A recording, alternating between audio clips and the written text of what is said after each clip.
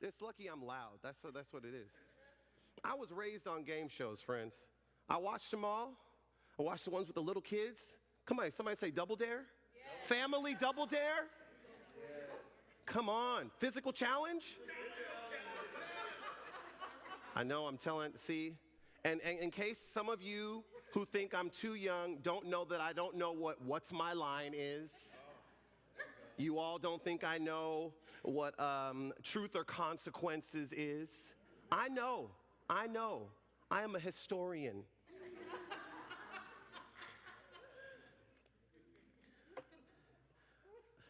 I was on a sabbatical once and I was watching all these game shows. I went back and watched the first episode of Price is Right. Who knows why I did that? I went back and I watched the video. I wish I had queued it up. It is on YouTube. I am on Family Feud, friends.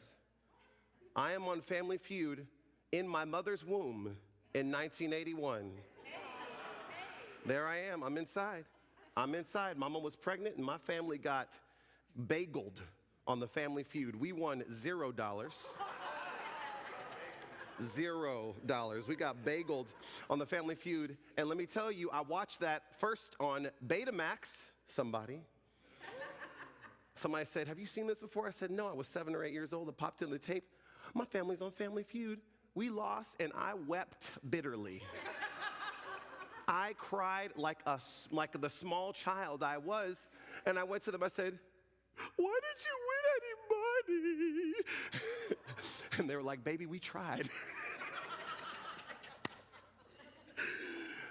Friends, I thought about this. I was like, why do I love game shows? It's because I love watching people win.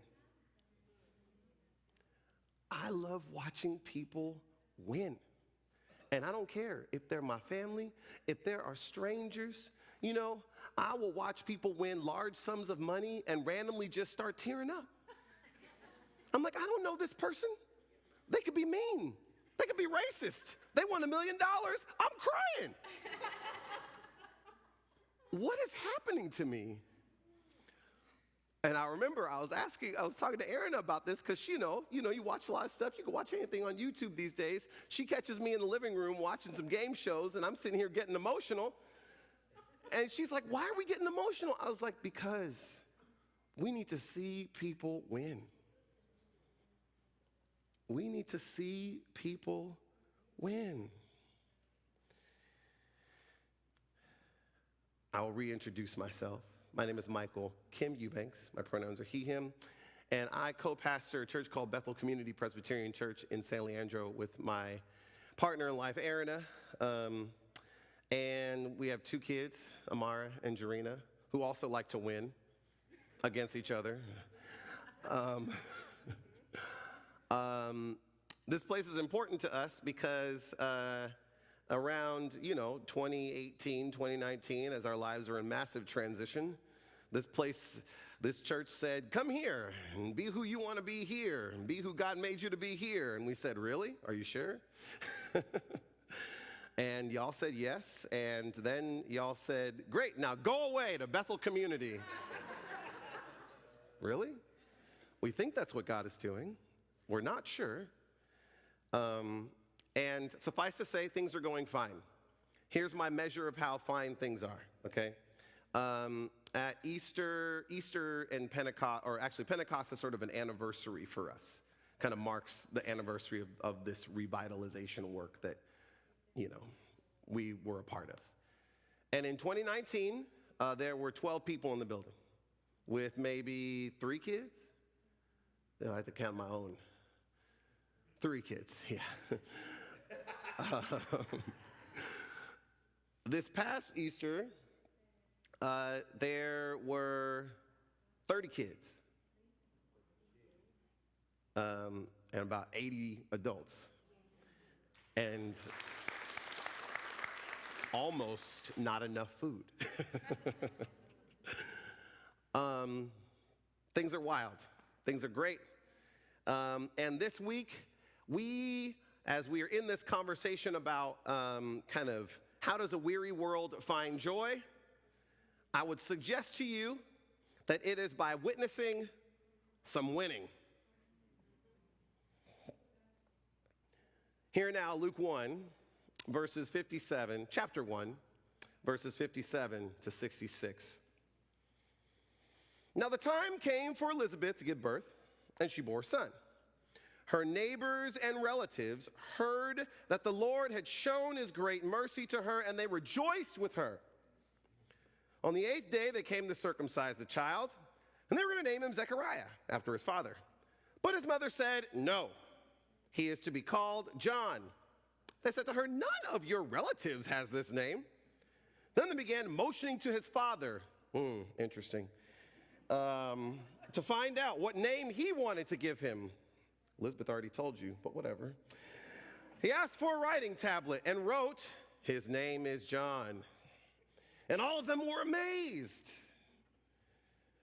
Immediately his mouth was opened, we'll talk about that, and his tongue freed and began to speak, praising God. Fear came over all the neighbors, and all these things were talked about through the entire hill country of Judea. All who heard pondered them and said, "What then will this child become? For indeed, the hand of the Lord was with him." This is the story of God for the people of God. Somebody say, "Thanks be to God." Thanks be to God. One of the most important things I can do for you is give you a sense of the world behind this story. What is happening around and amongst this story? And so I'm going to tell you a few things about what's going on, okay? Luke 1, first of all, Luke, if you need like a byline for the book of Luke, it's the Holy Spirit book, okay? That's what it is. Luke is the story of the Spirit. You know what Luke part 2 is? Acts. Now that's some Holy Spirit supercharged, okay? But Luke likes to write about the Spirit, okay? We see this story about the Spirit. We're going to talk about the Spirit. This is happening in the days of King Herod. You should know that King Herod is a puppet king. He don't have no power whatsoever. He works for the Roman Empire. And the thing you got to know about the Roman Empire is that they loved Roman peace. Doesn't that sound delicious? Roman peace. Except Roman peace is nothing but violence and tyranny. It is nothing but capturing more and having more for the sake of the 1%, literally the 1% of elites in the Roman Empire that controlled 95% of all the wealth of the empire. Mostly everybody else was struggling at best and destitute and dying at worst. They did all this in the name of worshiping whoever the emperor was and Jupiter, their god. Elizabeth and Zechariah lived in this empire, right? They lived as subjects of this empire that was getting more and more and more and more. They also were priests. They both were from families of priests. Zechariah was a priest. His whole life was changed when he was doing his priestly duties. They, more than some others, knew the importance of the rituals and the prayers of their people. The prayers that they had prayed for the freeing of oppression, and the prayers that they had prayed because Elizabeth had been barren. They knew that God could answer these prayers. But they also knew that God had not spoken in a while. There's a thing called prophetic silence. And it had been 400 years since the people of God had heard a prophet tell them anything about who they were to be. It had been a long time. So friends, would it be a surprise if Zechariah and Elizabeth's hearts had maybe grown a bit cold? If they had grown a little bit doubtful? If they had grown a little bit full of despair? Yes, they were priests, but where was God? Yes, they were blameless and faithful, but Elizabeth was barren, and in that time, that was sort of a one-to-one signal for them. No child, no blessing. The paradox does not compute.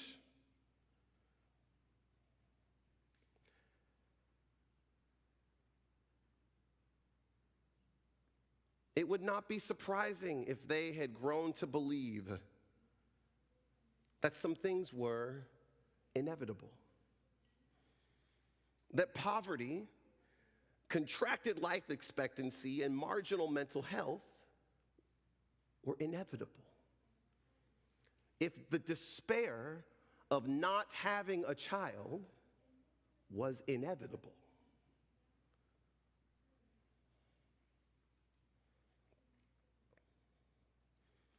But no, this is the book of the Spirit. This is the story of how the Spirit is the main character moving through, empowering the triune God to come and draw near, and the Spirit interrupts the inevitable.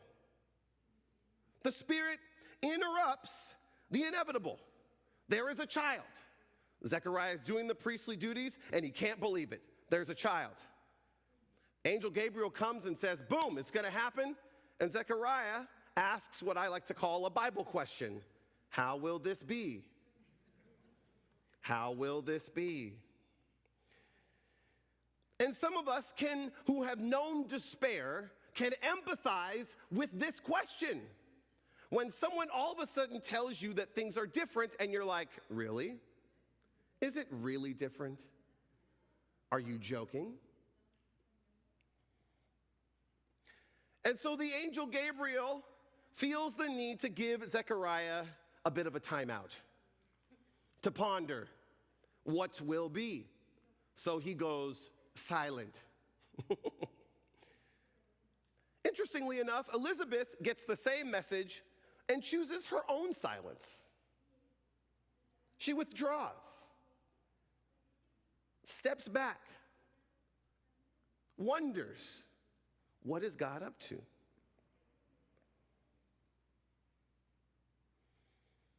And then the baby is born, and it seems like there is a party. Now, we're skipping over a really important thing that happens. There's sort of like a in utero party first, if you know what I'm saying, like Mary's baby and Elizabeth's baby seem to be dancing when they meet each other. It's a whole thing. I don't know if this was what was happening for Erina, but our second child, Jarena, flipped all the time like this. She just went like around, right? Every 2 months, the feet would be here. That's not how it goes.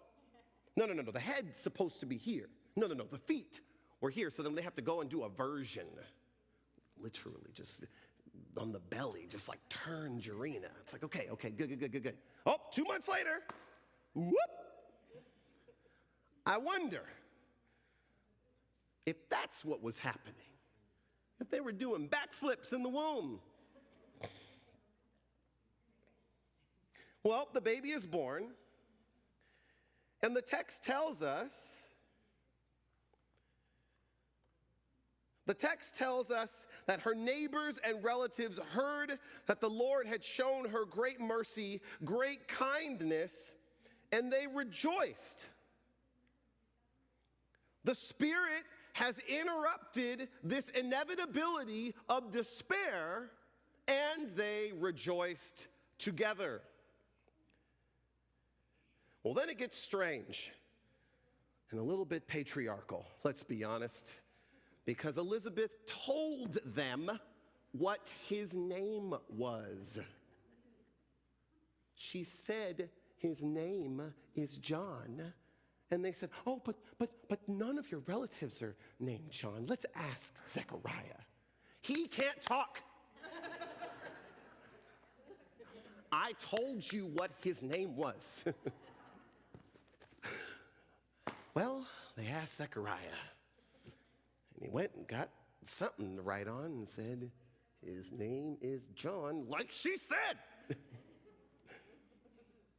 But it's interesting that as soon as he says it, as soon as he writes it, he can speak again. He's probably been mute for like a year, right? I don't know how long it took for the pregnancy to actually happen, but that's 10 months straight up right there. You got 8 days till circumcision. It's probably been a year. He can't talk. I did try to imagine what it would be like for him to go home from the temple that one day and be like,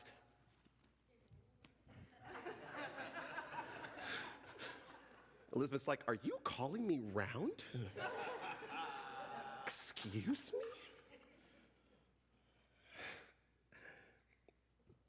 And then the energy changes from celebration and joy around the Spirit's interrupting this inevitability of despair to awe and wonder, because maybe the Spirit is interrupting the tyranny of the empire. Remember, this is what is said about John. He will turn many of the people of Israel to the Lord their God. With the spirit and power of Elijah, he will go before him to turn the hearts of parents to their children and the disobedient to the wisdom of the righteous, to make ready a people prepared for the Lord. This is some lofty talk, folks.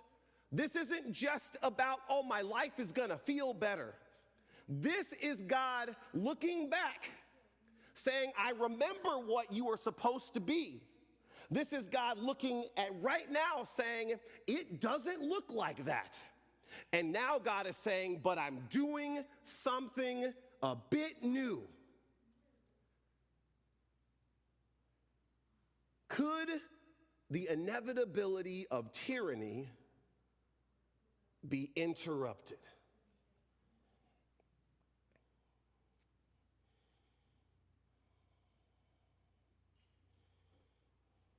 Friends, I'm going to try and make it plain, okay? I don't think I have to sort of convince you that we live in a bit of a violent time. It's a bit of a treacherous time. I think the more I grow up, the more I am aware of how many wars are happening simultaneously in the world. I have to explain to my children. My 6-year-old comes home from school and says, "Daddy, what's Ukraine?" And I'm like, oh, here we go. I gotta explain another war. And then I gotta try to explain the difference between that war and the war in Myanmar and the war in Sudan and the war in Gaza. I don't know how to do it. We live in a violent time. And I haven't even mentioned what it's like to experience marginality in this land. Haven't even got to that. In the midst of the layers of violence and tyranny in our world, in the midst of the epidemic of despair unfolding around us, let me say, friends, that though all of that is true, the Spirit is at work, shortcutting the inevitability of despair and tyranny. The Spirit is at work. Now, I want so badly to be the person that dwells in the things that aren't right yet. I want to be able to say, yeah, but.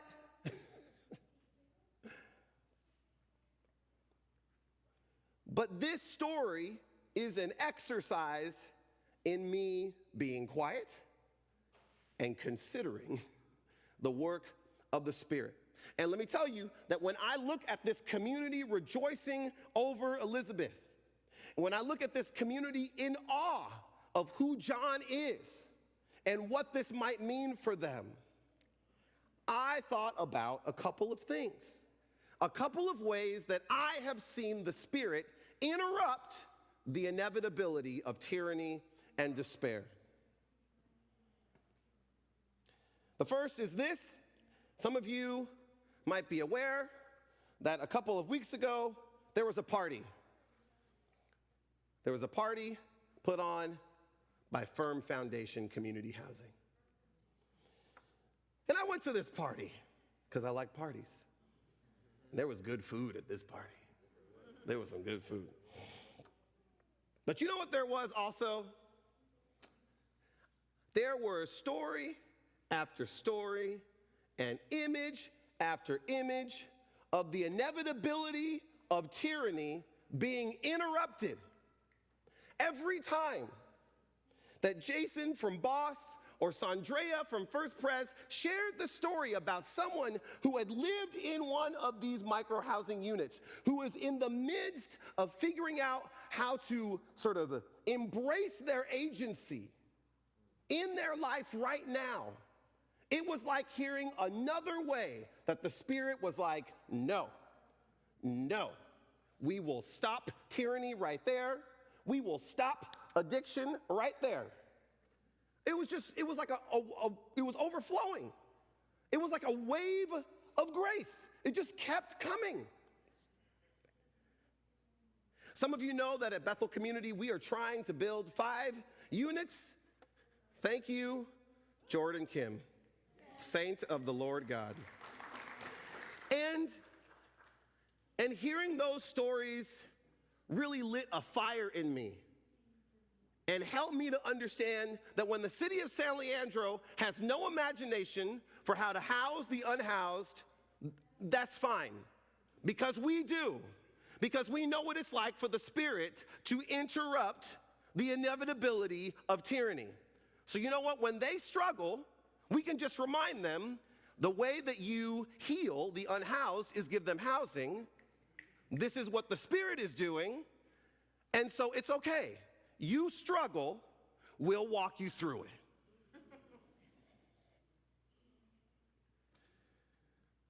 The Spirit interrupting. Bethel Community is a church in which people find themselves coming after experiencing what I like to call moderate to severe levels of church trauma. Did I sound like a pharmaceutical ad right there? Racism, homophobia, abuse of power and resources, theological malpractice, pastoral neglect, and dismissiveness are only some of the symptoms that people have told us about when they sit across our table or we sit across theirs. And we heard another one of those stories this past week. And I can always just feel my body vibrating with like mild rage. And they shared how it feels to struggle to trust spaces like this. Will they have our best intention in their hearts, they ask. Can we recapture the joy of following Jesus again? They ask. Will it always feel this way? They ask. And one of the barometers for how their family engages with churches is how their children feel at churches. Some of you know that when your kid feels funky in some place, that is the real truth. I like to call kids the ultimate BS monitors. They know when a space stinks. I'm like, I better get out of here. And so it's interesting because they were new to our church, and they came to our church on a Sunday where our children and family director was doing what Lauren did, except for the whole service, right? So here, her name is Jill Gidlin. Here's Jill just sort of laying out a particular story. I forget which one it was. And she invites the kids up just like Lauren did and tells the whole story with them and asks them questions and does the whole thing. And later that night, after this family goes home, they do what they do every night. They ask the kid, what was the best part of the day? And the kid said, it was church. And they said, what? This child has never said that in his whole life. In his almost 5-year-old life, he has never said that the best moment of his day was church. Never. And the parents were shocked. They said, why? He said, because I discovered that it is good.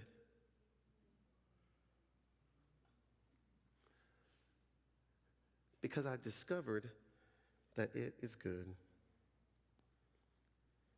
And even as they told the story, you could tell that the Spirit was literally interrupting their despair in the moment.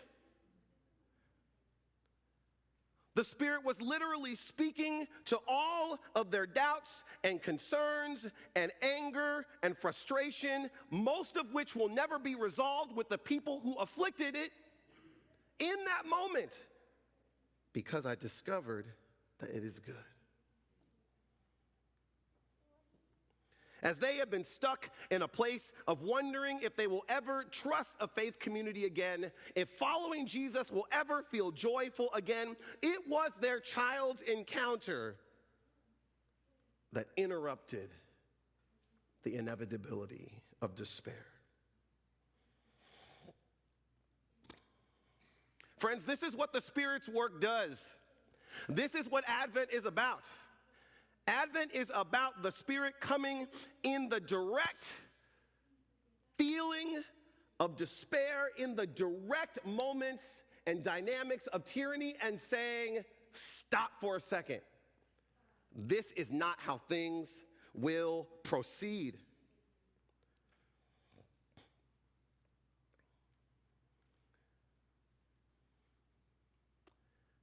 Friends, we get to celebrate these stories. I wonder if some of us have them. I wonder if some of us know what that is like. I wonder if some of us have been sitting on these stories and you need to tell somebody. I also wonder if some of us are a little bit afraid to admit that we have despair. I wonder if some of us are a little bit concerned that our despair might overtake us if we name it.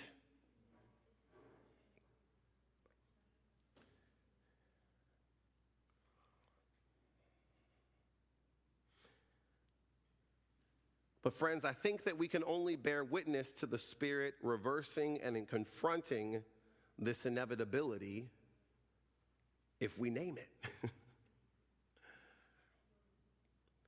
The good news becomes good as it meets the despair.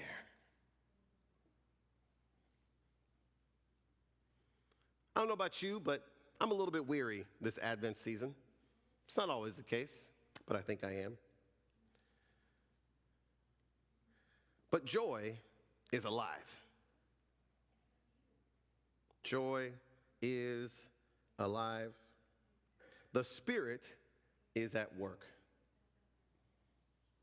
And as you continue to ponder and wonder what it is that the Spirit is doing to interrupt despair and to interrupt tyranny, I want to invite you to give yourself a little bit of freedom to celebrate it, to note it, to even wonder about it, to allow it to not make sense.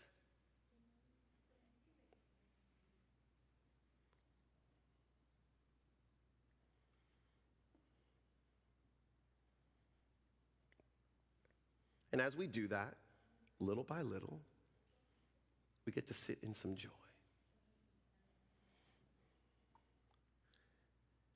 As we do that, we become people, the psalmist says, who dream. People whose imaginations can once again hold and believe the love and goodness of God.